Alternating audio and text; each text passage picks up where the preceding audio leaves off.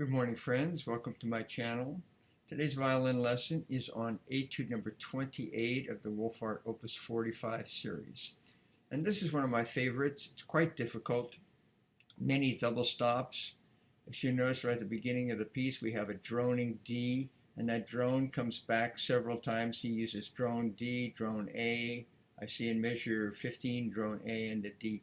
So that drone makes it a little extra complexity. You got to make sure you don't touch that open string with when you're fingering on the A string, or if you're obviously on the E string in measure 15. So you got to be very, very careful with this piece. Like in measure 7, we've got those series of chords where you got to make sure everything is very clean. 1, 3, 1, 2, 2 open, and then get that first finger underneath the C natural for the F sharp. And then you got to switch the fingers back to a chord. Great, great techniques used in many, many places in violin. And Wohlfahrt is just a genius at exploiting these difficulties. In measure 9, notice that I play a fourth finger E to G sharp. And then when we come to the A string, a couple of notes later, you got a third finger. It's good technique to practice.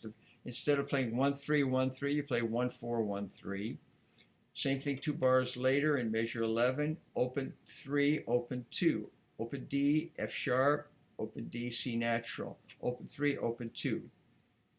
One of the very, very important measures, measure 12, where we start out with this A on the G string, and this is a little bit extra. You got to rotate a little extra to make sure you don't touch the open D string. Hold the first finger down throughout the measure. Don't let it go.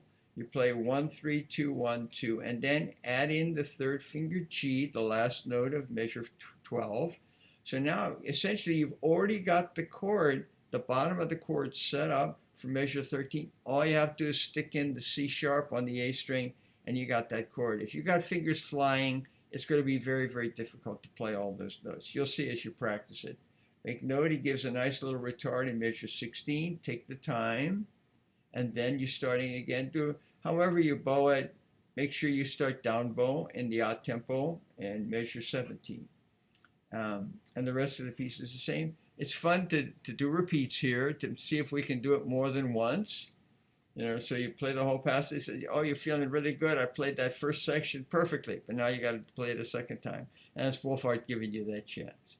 So really enjoy playing this one. This is a great etude, one of my favorites to teach my students. It enhances your techniques and your knowledge of violin playing a great deal. All right, so thanks so much for listening. Have a great day.